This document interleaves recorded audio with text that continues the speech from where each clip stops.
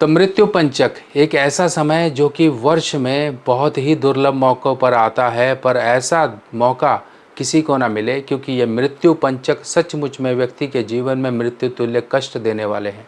इतना खतरनाक कहा गया है इनको कि अगर इस मृत्यु पंचक में किसी की मृत्यु हो जाए तो कहा जाता है कि वो अपने साथ टोटल 5 लोगों को लेकर जाता है, यानी कि अपने को मिलाकर 4 और आपने कई बार ये नोटिस किया होगा कि कई बार कुछ घर परिवार में अचानक एक के बाद एक उस तरह की परेशानी आनी शुरू हो जाती है। मृत्यु पंचक जिस समय में किसी भी तरह का शुभ कार्य करना वर्जित है, यानी कि नहीं कर सकते। आपको इस समय में अपनी सुरक्षा को बना के रखना है, क्योंकि इसी समय में तंत्र क्रियाएं 5 गुना ज़्यादा स्ट्रॉन्ग होकर आपके जीवन को नुकसान पहुंचा सकती हैं। गर्भवती माताएं, बहनें, बच्चे, बूढ़े या जवान, कोई भी किसी भी तरह से इस मृत्यु पंचक में अपने आप को संभाल लें तो परेशानियां नहीं होंगी। वर्ष का ये दूसरा मृत्यु पंचक है और इससे पहले जून महीने में मृत्यु पंचक आया था, जिसकी जानकारी मैंने आपको दी थी। पर इस बार ये आखिरी मृत्यु पंचक है और इसमें भी थोड़ा सावधान हो जाए। कुछ विशेष छोटे छोटे उपाय कर लो ताकि ये मृत्यु पंचक आए हैं तो आपको किसी भी तरह के दुख, परेशानी, संकट, कष्ट देकर न जाए, आपका जीवन ऐसे ही खुशहाल रहे। तो चलिए समझते हैं मृत्यु पंचक के बारे में। पहले हम समझते हैं पंचक, यानी कि पंचक क्या है, जिसे पच भी कहा जाता है यहाँ पंजाब हरियाणा में, और पचक, पचके भी कहा जाता है यूपी की तरफ से। पंचक एक संस्कृत नेम है और ये एक अंग है। अंग क्या है? पंचांग का एक अंग है ये। पंचांग में देखिए 5 अंगों को मिलाकर एक पंचांग बनता है, जिसमें तिथि, नक्षत्र, वार, इस तरह से सब चीज़ें होती हैं। ये सब मिलाकर आपका एक पंचांग बनता है। तभी आप देखते हैं ना कि आज की तिथि ये, आज वार ये, आज योग ये, आज करण ये, इस तरह से आप देखते हो। ये सब चीज़ें पंचांग के अंडर आती हैं। तो इसी में ही पंचांग में ये जो मृत्यु पंचक आते हैं या पंचक आते हैं, इनमें पंचक अलग अलग दिनों के अनुसार अलग अलग होते हैं। कभी चोर पंचक है, कभी मृत्यु पंचक है, कभी कुछ पंचक है, कभी कुछ पंचक है। इस तरह से अलग अलग तरह के सप्ताह में, जिस सप्ताह के जिस दिन से जौन सा पंचक शुरुआत हो जाए किसी पंचक की, तो वो पंचक कहलाता है। राज पंचक भी होते हैं, चोर पंचक भी होते हैं, मृत्यु पंचक सबसे खतरनाक माने गए हैं। इसी तरह से ये मृत्यु पंचक आपको जो मिल रहा है इस बार 3 तारीख जुलाई को मिल रहा है, क्योंकि इस दिन शनिवार है और शनिवार के दिन से मृत्यु पंचक कहलाता है, इसीलिए इस दिन का पंचक शुरुआत मृत्यु पंचक कहला रहा है। अब मृत्यु पंचक कहाँ से शुरू होता है? अगर मान लो हम सीधी सीधी बात करें, जब आपके चंद्रमा गोचर करते हैं, एक गोचर की जो दिन होती है, अवधि होती है 2 से ढाई दिन होती है। तो जब तक वो चंद्रमा कुंभ राशि से मीन राशि तक रहते हैं ना, तो ढाई 5 दिन हो गए। तो 5 दिन में ये 5 जो है नक्षत्रों को कवर कर जाते हैं, इसीलिए पंचक कहा जाता है। सिंपल तरीके से मैं आपको समझा रहा हूँ।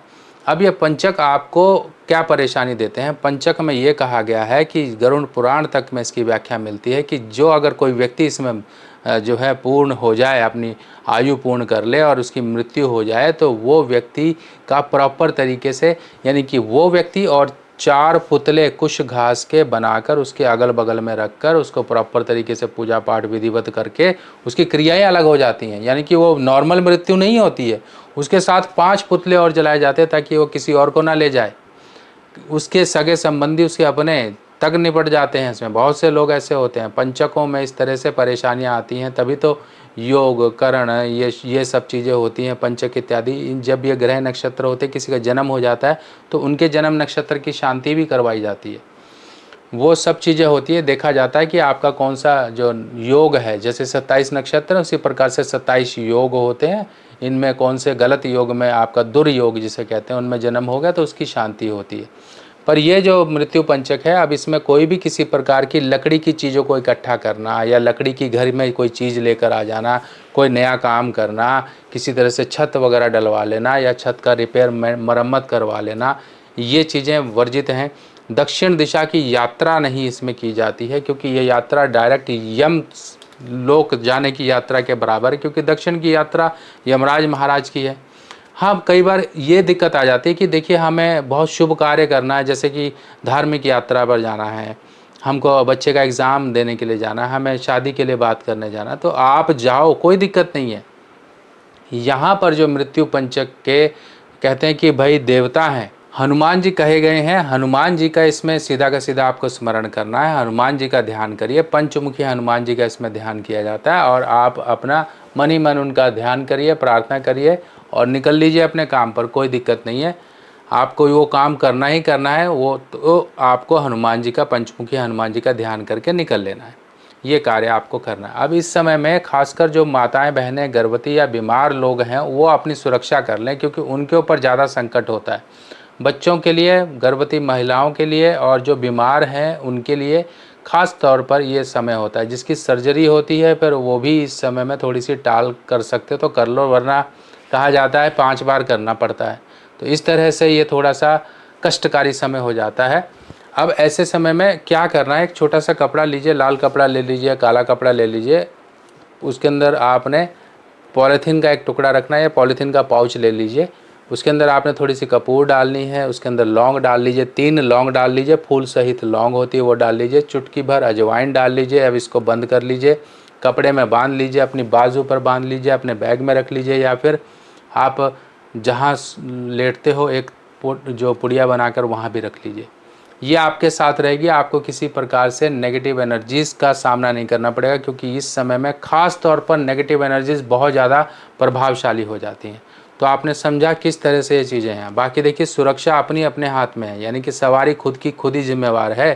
तो अपनी सुरक्षा करना बहुत ज़रूरी है और सुरक्षा आप चाहते हो कि मेरी सुरक्षा हमेशा बनी रहे, तो उसके लिए मैं अक्सर आपको कहता हूँ, हम काल भैरव माता बगलामुखी के सिद्ध मंत्रों से हाथ से लिखा हुआ भोजपत्र पर ताबीज़ बनाते हैं और ये ऐसी सुरक्षा देता है, तंत्र मंत्र अला भला किसी भी तरह की परेशानी आपको छू नहीं सकती। ये ताबीज़ तांबे में होता है, इसके साथ हम धागे भी देते हैं, धागा आप बाजू में बांध सकते हो, पैर में बांध सकते हो। ये मंगा लीजिए, इसको किसी को भी, घर के लोगों को, अपने को आप पहनाइए, अपनी गाड़ी में टांगिए, कहीं पर भी। ये बहुत ही ज़बरदस्त सुरक्षा का एक तरीका है। माता बगलामुखी श्री काल भैरव जी के द्वारा आपको सुरक्षा प्रदान रहेगी। आसपास कुछ भी होता रहे आपको कोई परेशानी नहीं होगी, इतनी शक्तिशाली ये ताबीज़ होती है, सुरक्षा ताबीज़। ये देखिए फ़ोटो में आपको दिख रही है, आप चाहे तो वेबसाइट से ले सकते हैं। बाकी इस तरह की और जानकारियाँ मैं आपके लिए फिर लेकर आऊँगा। तब तक के लिए अपने सुभाष भाई को आज्ञा दीजिए। नमस्कार।